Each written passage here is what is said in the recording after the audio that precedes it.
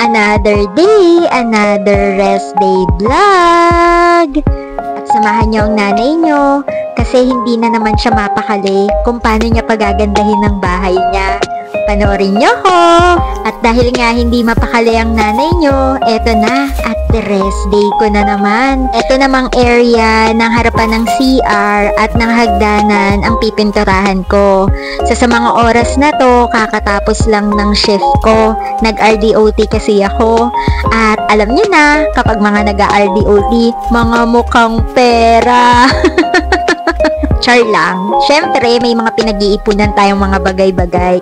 Kaya kapag may mga ganyang RDOT, i-grab natin ang i-grab yan nang makatulong sa ekonomiya. Etong mga moment na to, ginigiba ko na. Tinatanggal ko na yung mga pinagpagurang kong ikabit na mga wallpaper sa tuwing rest day ko. Pero syempre, ang goal kasi natin is yung pang long term.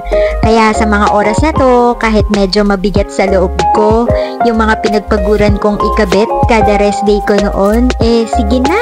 Kasi gusto ko na ng pang long term.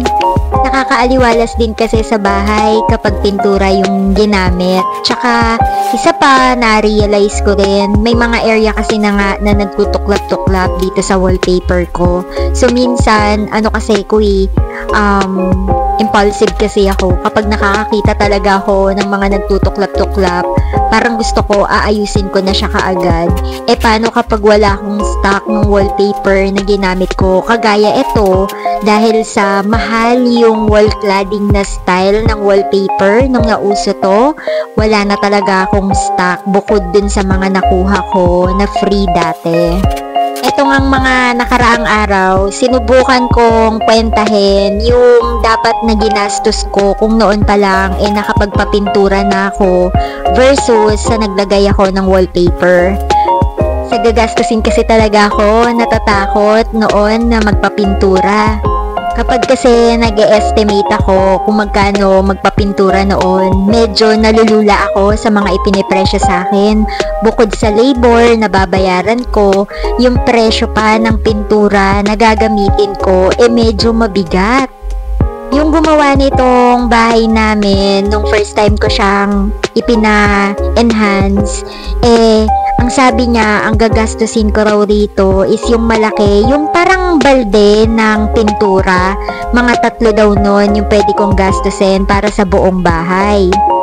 Kaya, Diyos ko, talagang parang naiiyak talaga ako. Sabi ko, mapapapintura ko ba siya kung ganun kamahal yung gagastusin ko sa pagpipintura? Kaya eto, ang nanay nyo, nag-stick talaga ako sa pagkakabit na lang ng wallpaper. Halos ayun na nga, naging bihasa na o batikan na ang nanay nyo sa pagkakabit ng wallpaper. Napaka-easy na lang sa akin talaga yan dahil sa dami na ng moment at panahon na ako ay nagkakabit ng wallpaper. Pero ayun na nga, ang ending, medyo pinagsisihan ko rin. Lalo na nung pinakalas akong nagpalit ng wallpaper. I don't know kung sa quality ng wallpaper na huling ginamit ko, which is etong ang wall cladding. Kasi yung unang-unang namang time na nagkabit ako ng wallpaper dito, sa totoo lang, ang ganda-ganda pa nun, pero naisipan ko lang talagang magpalit ng design. Dumarating din naman talaga tayo sa moment na nagsasawa tayo at iniiwan natin ang ating mga mahal sa buhay. Nakshoot ha! Humugot pa. Char! Hindi, yun na nga. Dumadating din naman talaga tayo sa panahon na nagsasawa tayo sa kung ano ang nakikita natin.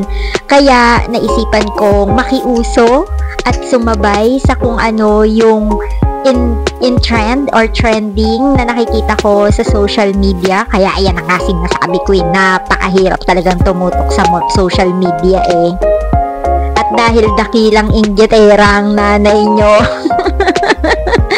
ayun na nga, sumabay ako sa uso, which is nag-wall cladding na ako. At ayan, ngayon naman, tinatanggal ko na siya. Gusto ko kasi maging maaliwalas na yung bahay namin. At ang kulay puti, sumasabay sa kahit na anong uso. 'Di ba? At sobrang thankful pa din ako sa social media at sa pagiging inggitera ko. At nalaman ko itong Davis Pondo.